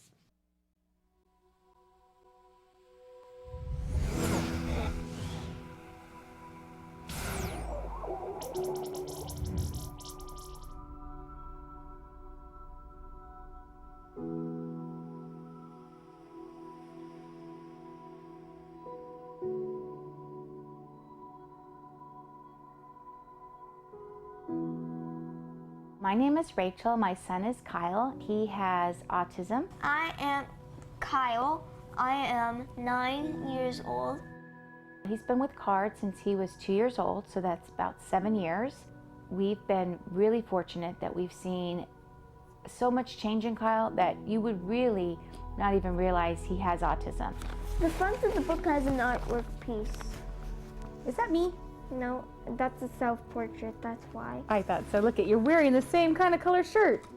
He had been going along with pretty main milestones. He had walked on time, he had sat on time, he was looking at me at different things and laughed, and he had about 5 words, and then all of a sudden he lost the words. And I would call his name and he wouldn't look at me anymore. He all of a sudden went into his own world. I mean, I just noticed like he slipped away from us.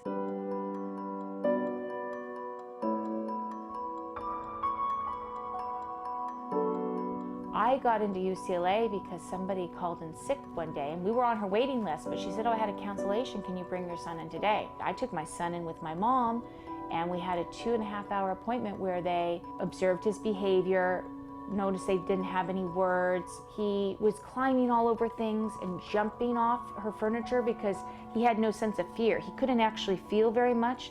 The doctor told me, ask for CARD, you can call them. I called them and got on their waiting list, and then I started researching what ABA was. ABA with CARD was the only scientific-based research that had shown that children could improve, or now they even say recover. And my son, I think, having all this therapy early, he's going to graduate from CARD. He's going to be able to be part of the community as a typical kid. How does it make you feel when you play the violin? It makes me a little bit calmer. Kyle, early on, he only liked baby food, and even at age 4, he was eating baby food, and he liked lots of flavors, but he didn't like anything with the texture. So he wanted everything pureed. So if you can imagine, as a mom, I'm up, cooking carrots and then pureeing them when he couldn't just have a carrot. It was really time consuming, and I could get the protein and everything into him, but he wasn't eating like a typical child. It was 1 year later, he, instead of eating blended bananas, he was now, peeling the banana and biting into the banana. Taking a hot dog on a gluten-free bun and biting into it. I mean, that is just amazing. So that was one of the main things I came home thinking, wow, this is great. It really was a relief for me because I was doing a lot of blending. I think I went through 3 blenders, and that's just not every mom that wants to have a regular meal and be able to have the same food with their son. So it really helped. Right now, he's on the road to recovery, we call it, and I really do think that Kyle, in a year or 2, will not even need assistance with therapists. He really is in a typical class, and he's at the highest level. He's in an advanced level. He's in a GATE class. I don't even think anyone knows in his class he has autism because he's just there. This is a mobile. I got a very good grade on it. I got 4 because my teacher said that she learned a lot about Neil Armstrong. This is a drawing of Neil's first footprint on the moon. Is his footprint still there? Yeah, it is, and his boots. And his boots? He left his boots on the moon. He did. Everyone thinks he's very kind, and he gives hugs to everyone, so the social interaction is there. He's very intelligent. He's highest in his class, and he makes friends, and he loves to read, and he's just a part of groups when he meets people. My first trip to SeaWorld, I wrote it, but I wanted to make sure that you noticed that the sun is moving higher. What does that signify? That signifies that time is going. This is artwork in a frame. That took me a lot of work to do. I have some instruments over here. Something inspired me to make instruments.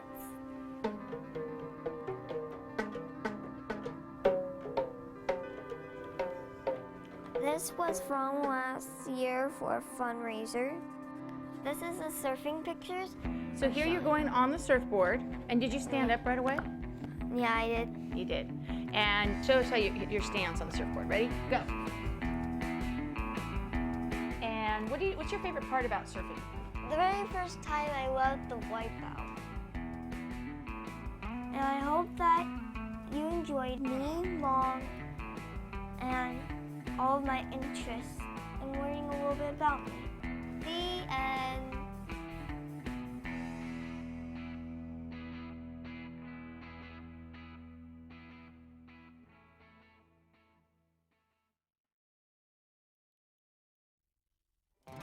The Institute for Behavioral Training provides courses in applied behavior analysis for the treatment of autism. Access IBT e-learning videos on the move and learn at your own pace.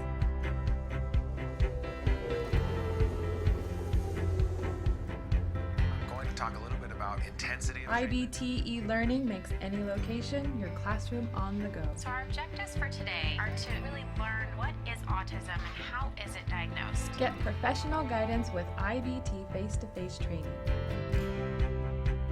IBT face-to-face training courses prepare you to effectively implement ABA-based interventions. Choose between small group and one-to-one instruction. Earn BCBA supervision hours via one-to-one video conferencing. So I had a chance to review your BIP today. You know what? It looked really good. You did a good job with it. IBT continuing education courses. Earn credit through webinars, conferences, article reviews, and e-learning videos. You can learn more at ibehavioraltraining.com. IBT, 360 degrees of ABA training. Welcome back to Let's Talk Autism with Shannon and Nancy, and we are joined now in the studio by Steve Robertson. Hello, Steve. Nice to have you with us. Thank you. Thank you both. Yes, and we had said that you were a music therapist, but that's not quite correct. You are actually a music researcher. You are an entrepreneur who's done a lot with music as a healing tool, yes. Should I say? Yes. Okay, and your life mission is to spread spiritually inspirational music in content to create a world of love, good, and peace and health, correct? Indeed. Yes. Indeed, yeah. So tell us a little bit about the origin of music used in a spiritual healing context. Well, the curious thing about music, above and beyond the art form that I think people really most recognize it is this: if you literally look at every spiritual text, religious text on the planet, beginning with the Upanishads, which is the oldest spiritual text on the planet, 10,000 years older than the Bible, the Upanishads actually translates into the last song. The Bhagavad Gita, 3,000 years older than the Bible, translates into song celestial. And in the Bible, the word means primary harmony. So the first bone to develop in the fetus is the ear bone. The first sense to develop in the fetus is hearing. The last sense to go when we die is hearing. Music is the only art form where right and left hemispheres of the brain work simultaneously. And MIT has shown through PET scans that the pineal gland, or what mystics might call the third eye, this is the area of the brain that processes music. So in addition to this, the top quantum physicists on the planet say the whole thing works through sound. So music, there's the seminal book, in my opinion, on music is called The Mysticism of Sound and Music by Hazrat Inayat Khan, the 14th century Sufi master. And he states that people say that the soul, on hearing the song of creation, entered the body. But in reality, the soul itself was the song. And he goes on to say there is no greater way to attain spiritual enlightenment and or awareness than through music, if only the music is rightly understood. So to that degree, what I have been researching for almost now 30 years of my life is what is this rightly understood music? So I'll use, there's a film called Copying Beethoven, where the actor Ed Harris plays Beethoven. And it's about the relationship he has with a woman who's scribing his music, hence the name Copying Beethoven. And in the film, he is a highly abusive and dismissive human being of this very lovely woman who's just trying to help him.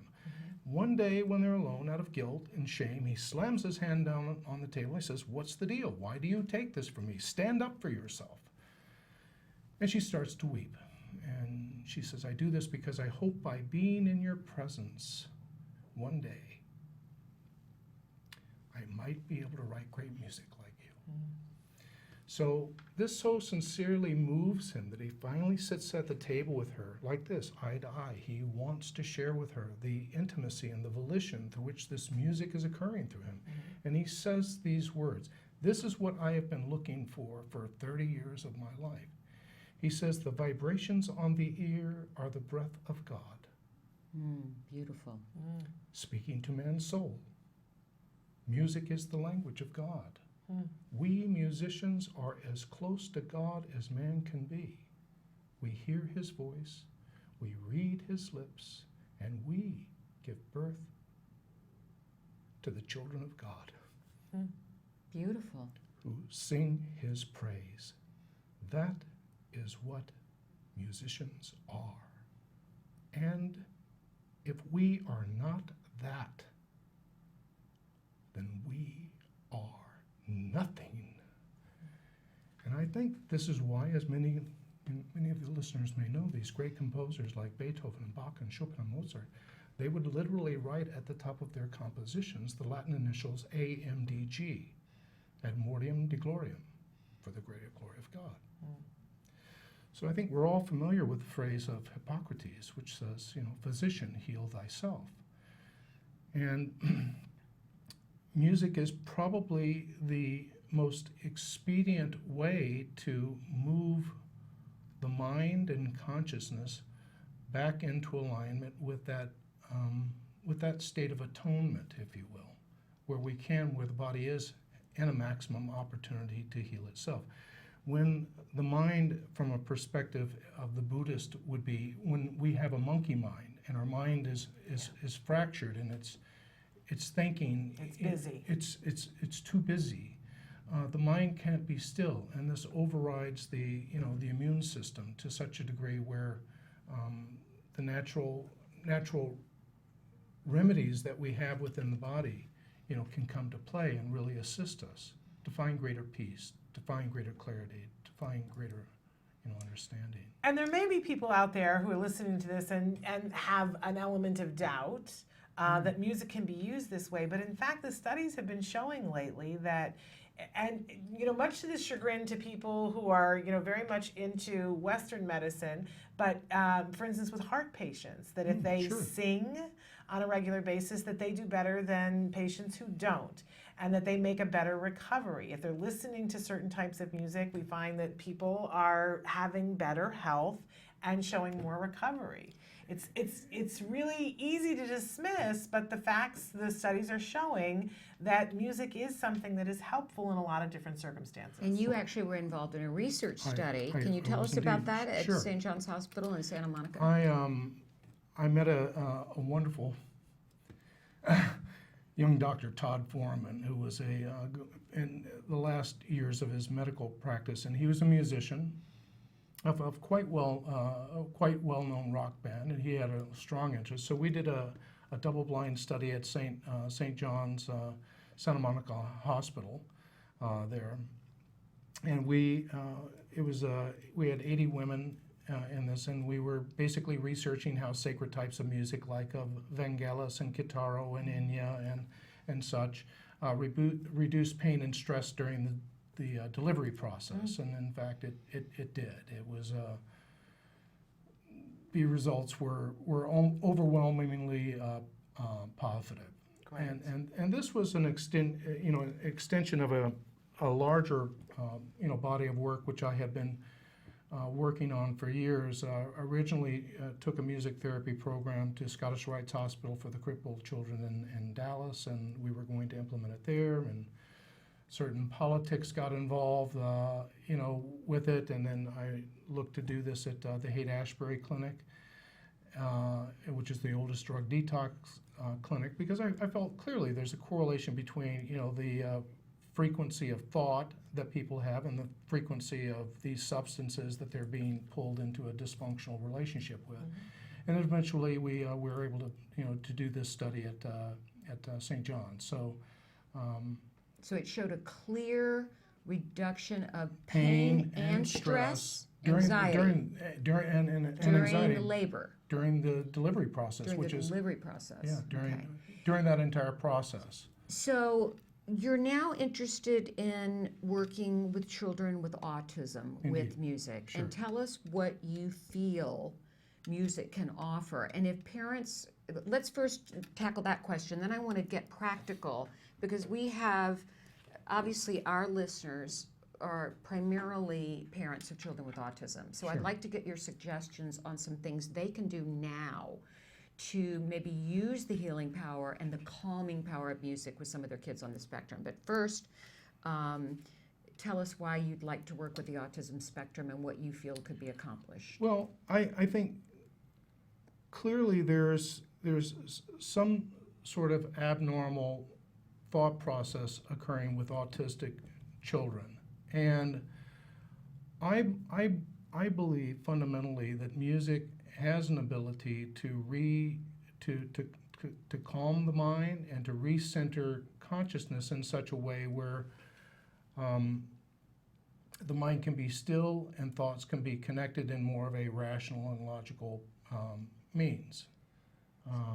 So that you feel that if children are subjected to music on a continual basis, how would it work? Specific types of music. Okay. And there are basically two ways that you could do this. You could have ambient music playing in the background of the home and speakers, calming music, or the child could be given headphones to listen to for a period of time in a concentrated way. Just to reflect, I mean, when I was growing up in high school, my friends and I were I raced motocross. We listened to the hardest rock you could back then, back in '76. Yeah, this is more Led Zeppelin and stuff. Led Zeppelin, yeah, I was that era too. So anyway, I came in junior high to English class, which I hated English class. Writing and reading I hated, and the English teacher was really cool though, and she said, look, we're not going to do class today, we're just going to listen to some music and turn the lights off. And I was exhausted. I said, well, look, I'll just take a nap. I mean, whatever music she's going to play won't be too cool. So, but anyway, I put my head down on the desk and she turned the lights out and she dropped the needle of the phonograph on Dark Side of the Moon by Pink Floyd. And I'd never heard of this band before. And I was really on a visual journey, for the next 60 minutes of this process. The musicians that I have worked with, I have an organization called Project Peace on Earth. And you've worked with some outstanding musicians. Yeah. Can you mention just a few of them? Sure, yeah. Peter Gabriel, who of course everybody knows. Yeah, worked with Peter. Stuart Copeland from The Police. From The Police, yeah. Right. Sasha Cook, who won the Grammy for Best Opera Album. Opera, so you incorporate opera. Oh yeah, what I'm really looking for is this music of the spheres. Pythagoras was the father of mathematics, and he coined this term. And basically, it's my belief that there are certain musicians, because of their spiritual practice and their devotion, they can tune into what Pythagoras would call the music of the spheres. And these are basically a series of frequencies and harmonics which would be analogous to what the industrial psychologist Maslow would have called a state of self-actualization, or what certain spiritual teachers like Yogananda or etc. would call a state of self-realization. So in other words, these would be thoughts like love and compassion and forgiveness and empathy, these higher orders of thinking which moves consciousness out of a linear and dualistic right, wrong, good, bad view of the world, and it moves consciousness into a holographic perspective of seeing how everything is lovingly and divinely interconnected. And we are all one. Oh, yeah, and I believe that. And I believe the soul already operates on this core frequency, and of music of the spheres. All of the great spiritual leaders taught this. Indeed. Yeah. Om, Amen, Buddha, Muhammad, Krishna, Christ, whatever you want to call it, it's all the same thing, somatically. I mean, I grew up as a fundamentalist Christian, But when I started to read these other books, I could begin to say, I mean, they're all really teaching the same. God of love. Yeah, it's a God of love. Love is God, God is love, you know. And so what I've really looked to curate for the past 30 years of my life is this music of imminent love. What launched me into this was when I was going to school at Louisiana Tech University in north central Louisiana. I promise, nice school, hardly the cultural mecca of the world. They had a very progressive radio station there. And one night when I was studying for an exam, they did a full album play of this artist I'd never heard of, Mike Oldfield. And I listened to the album. I said, I never heard genius like this. It was classical, it was jazz, it was rock, it was many things. I didn't know that Mike had been, at that time, he was the first artist signed by Virgin Records. He was the artist that made Virgin Records. He made Richard Branson the fortune. And I basically went down the rabbit hole. I explored any and all music related in that genre. Vangelis, Kitaro, Enya. A lot of the so-called new age. Yeah, a lot of the new age music. And I kept, there was just a persistent pull at my heart to say, what is it? I knew something was fundamentally different about this music. And I remembered that quote from the Bible, knock on the door will open, seek and you shall find. I said, I'm going to knock on the door until my knuckles are bloody. I got to know the answer. What's special about this music? So at the time, I had two friends going through chiropractic college in Dallas, and they were required to read Dr. Bernie Siegel's book, Love, Medicine, and Miracles. And you know, Bernie had a theory that basically cancer was manifesting in a body in a particular psychosomatic area that was symbolic to that person to heal and move through. So I got about halfway through the book, and I said, he's not really talking about healing from cancer. What he's really, really talking about is learning unconditional love for yourself. And that's when I had the light bulb moment. I said, that's what's coming through this music. I remember when Kitaro first landed in North America, I had an opportunity to meet him backstage and spend time with him. And he had just, a few months prior, done a free concert for 3,000 pregnant women. Now, imagine the intention of this human being. And he says, look, he doesn't compose music. He says, I don't know how the music comes to me. He's a conduit. We've had many artists, the artist Michael Tolson. Michael Tolson, who is an adult with Asperger's, He refers to himself as a savant artist. Yes. Oh, beautiful. Didn't start painting until he was 51, 52. And paints these, it just comes out of him. And so that's kind of what you're talking about. Let's get down to some practical ways that parents that are listening today can utilize some of this music. First of all, you have a website. We do. Yes, and we're going to put that on our Facebook. On our Facebook it's page. It's a long one because it's Project Peace on Earth. Anyway, we're going to put that on. People can go to peaceonearth.org, but then there are some specific links. But you can go to peaceonearth.org. Okay. Yeah, well, it's projectpeaceonearth.org. Project Peace on Earth. ProjectPeaceOnEarth.org. And there's free music on there. Free music. Now tell us about what you think some of this music could do, because some of it parents are able to download it and play it for their children. Sure. Tell us what you think that the music could do for kids on the spectrum, maybe kids that have a lot of anxiety. My son suffers from anxiety and OCD. A lot of our children have tantrums where they escalate, and we need something to bring them down. So tell us about what you think some of this music might be able to do. The nature of the music that we have is calming by its design. It doesn't mean that it's not potentially exciting to listen to.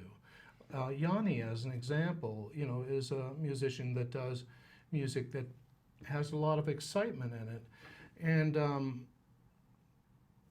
let me, if I can, share. When I was in college, I was a DJ. Listening to Mike Oldfield so inspired me, and I was a super, I was an audiophile. I knew everything rock and roll.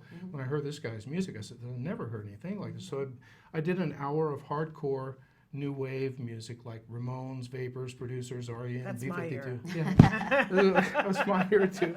And then I did an hour of this sort of ambient new, I don't even think they called it New Age back then. So I did an hour of that. And I just began to notice that even though the music of this new wave genre was not angry or hurtful like a lot of hip hop, and I would say almost all rap music. If your children are listening to this, please stop now. Do not allow them to listen to this music.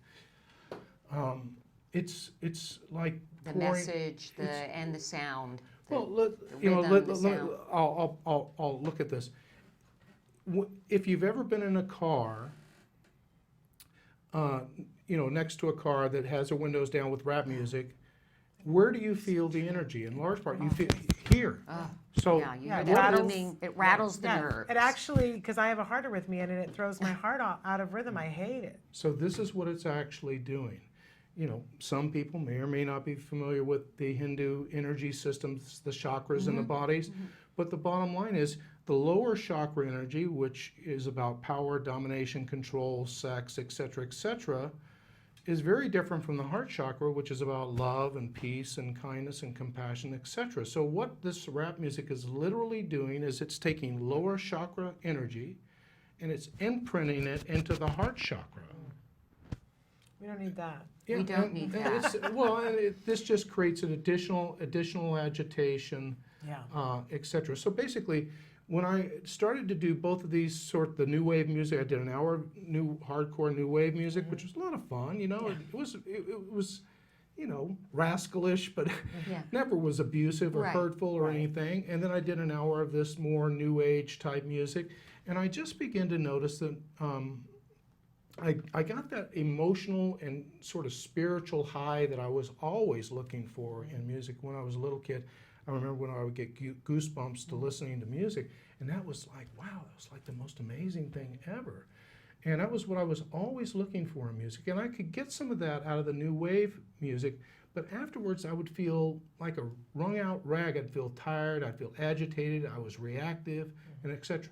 And I noticed with this more new age or ambient music that I got that spiritual euphoria, but I was calm, I was centered, I was rational. I seemed to be able to tap into a level of wisdom that was uncharacteristic of, my awareness. And by the way, I spent after reading Bernie's book, and I got that light bulb moment. I spent 10 years writing a position paper on the effects of music and consciousness through the lens of spiritual texts and quantum mechanics and etc. So you see, this isn't kumbaya woo-woo. This is like rocks are hard, water's This is a real effect on the brain. Yeah, and there's a great study. It was done by Dorothy Redlack and The Secret Life of Plants. She did, that's also in this in the article, and she took seeds of various plants, all the same genetic lineage, and they were put in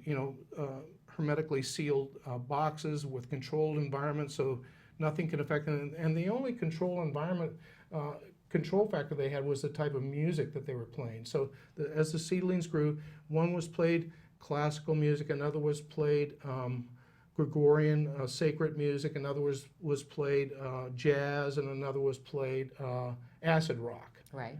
And some of the plants died. The plants that were played acid rock died. The plants that were played rock music, did okay. The ones that were played jazz, grew okay. The ones that, the classical music grew slightly larger. And the ones that were played, the sacred music, the plants actually started to wrap around the speakers. So how can we get our kids to listen to this music more? Should parents be more Gotta take a proactive Indeed. on getting spiritual music into their cars, put it in the house? Yeah. How can we get our kids to, really tune into this? It's the background noise, right? I think it's just a function of exposing children to the music. I've done lots of experiments with, personal experiments with teenagers, and I said, look, have you ever heard this guy like Mike Oldfield? And he has a song called Weightless, which is, most of his stuff is genius. He's a prodigy. He does 30 instruments, at a prodigy level. And and I play the song to them, they go, wow, I've never heard anything like that before. And when they're exposed to it, they get glued to it because it feels good and it makes them happy. So we can find this music, because we're almost out of time. We can find this music by going to projectpeaceonearth.org. Yeah, and just look for free music. Free music. And we encourage parents to go there, download it. There are also CDs available, is that, or not? We don't, we will, I'm in the process of doing a large-scale research, formal research project on music with MRIs and CAT scans and et cetera, so that we can quantify this in a very specific way. So we'll keep people updated on that. Can do that. For right now, pretty much anything done by, you know, artists like Yanni or Vangelis or Kitaro or what about the chanting type music? Of course, Gregorian chant music, wonderful. We have a whole host of amazing musicians, samples of music you can download, and then you can explore buying whatever album they have. Ricky Kijay and I are working on a large-scale research project. Ricky just won the Grammy for Best New Age Album in 2014 for his album Wings of Samsara with Walter Kellerman, who's also one of our musical ambassadors. And this album is, I promise, it's just genius. And we're almost out of time. We're gonna we appreciate put all you being of this. here and giving us all this information. I'm gonna start. And it's something to try. You gave me a CD that I put in the car, and my son will listen to it on occasion. And he also, Dr. Andrew Levinson, who's a very well-known autism doctor, does sacred chanting and has a recording of that Wyatt listens to. And I find it's very calming. So thank you for sharing it. We hope you're going to be involved in a research project specifically with our kids, and we'll keep people updated on that. And remember, it's www.projectpeaceonearth.org. We're going to take a break, and then we're going to come back to close out the show. But thank you for being with us. Oh, you're really welcome. Thanks for having me. Appreciate it.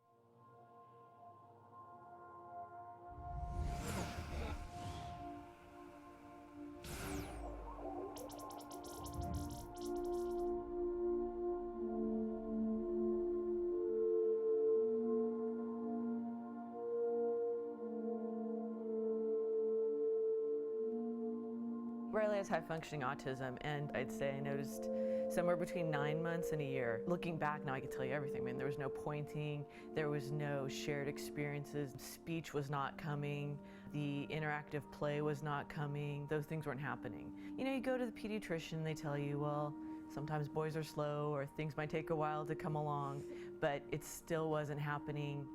And right when he hit the 2-year-old room in preschool is when the wheels fell off the wagon. That's when we got some intervention. That's when we figured out, you know, how are we going to address this problem. The first thing I did was I got a mentor, because there's no book on what to do with your autistic child. I mean, there's many books, but each path is individual. So I got a mentor, a really nice woman named Marlene. She has a daughter with Asperger's, and she told me, go to a psychiatrist so you can have your child fully diagnosed and a rock-solid diagnosis that can't really be attacked. Call CARD and do whatever they tell you to do. That was probably the thing she talked about the most. Get in touch with CARD. She actually put me in touch with Evelyn from CARD, and calling CARD was like amazing, because I really felt like things were finally going to be okay. We were going to get the help we needed. We tried a number of different things before we could get into CARD, and you could really see the difference in the data keeping, really addressing what his issues were, whereas the other places we had been, it seemed pointless to me. We've talked about this, and I feel like we met a lot of really nice, well-intentioned people. Right. And then when we got to CARD, we met a lot of really nice people who could help us because they had the experience. It was ABA, which I think is the only way to go with your child if you're trying to overcome autism. And if you go to CARD, the people are so qualified, and there's so much of a database on how to approach this. It's just like they come right in, and we started off with, let's have Riley sit down for 2 seconds, because he couldn't even get that.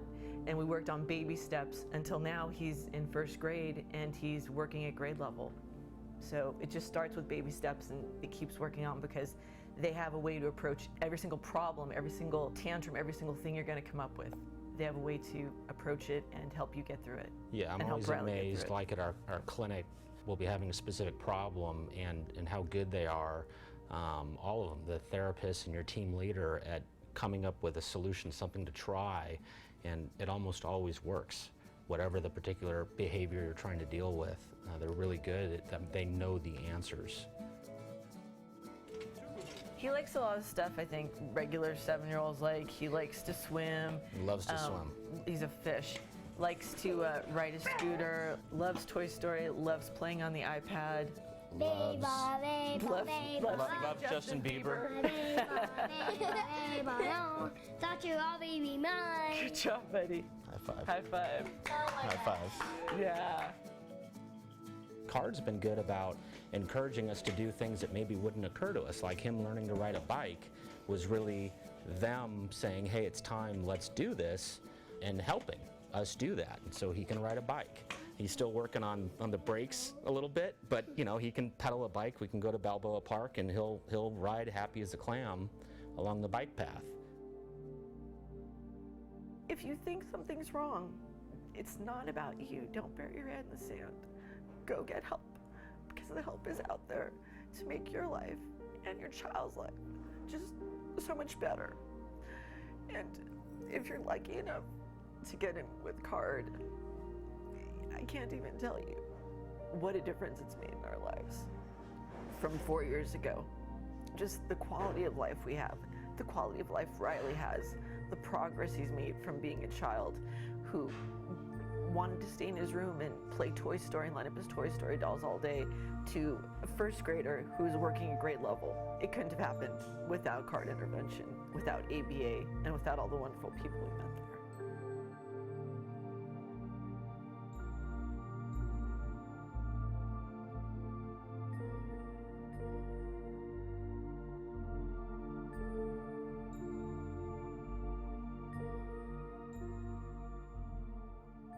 Welcome back. Shannon and I were just saying, please slap some headphones on us and give us some Gregorian chant music. Right.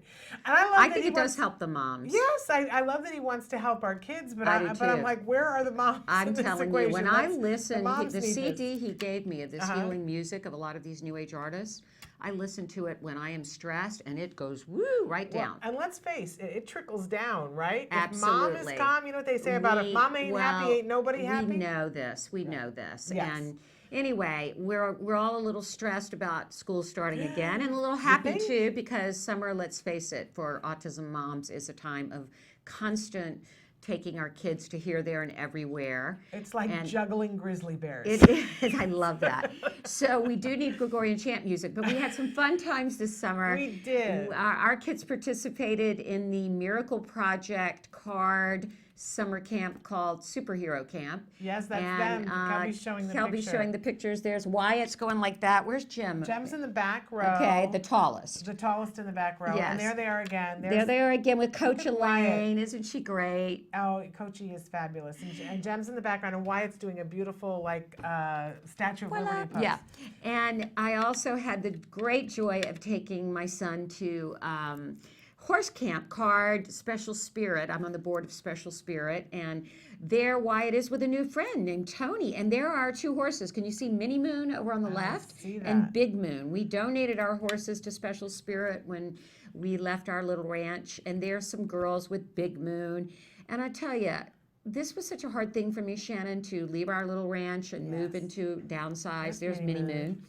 And Wyatt, he's so proud of him. But when I see the joy that these horses bring our kids, typical and, on the spectrum, it's just amazing. Watching the little girls braid Mini Moons, they told me they're going to make them a unicorn for Halloween. Oh, I love So it was so great. But I know a lot of you out there are going through what we're going through, which is the end of summer blues, the beginning of school year anxiety. And we encourage you to listen to some New Age music, take some time for yourself, take a bubble bath if you can. Yes, and take a little time. I've been hearing I'm taking tomorrow off. We're not doing a show tomorrow because I'm taking him to his first day of school, and then I'm taking the rest of the day off. Good for you. And there are other No moms that I know electronics. are watching that we're talking about this last night on Facebook about how they haven't taken their vacation time and they're going to lose it. And you should be taking your vacation time. It doesn't You serve have anybody take to some not time. take your You have vacation to time. refresh the batteries. That's right. And I'm just taking one day, but that's going to be a major accomplishment. Be nice to yourself. Reward your kids. Make school fun. Absolutely. Give them a reward afterwards. And we're going to talk next week about packing the lunches and the snacks. Yes, because we're going to get all healthy on people. Okay, great. Fantastic. Right? Yeah. So we've got 30 seconds, but I just want to say, remember, no show tomorrow. We're back on Tuesday. Exciting week next week. We have moved the date that Byron Katie is going to be here. She's now going to be with us on November 4th. I bet Byron Katie and Steve would like to talk. Oh, that'd be a great thing, wouldn't it?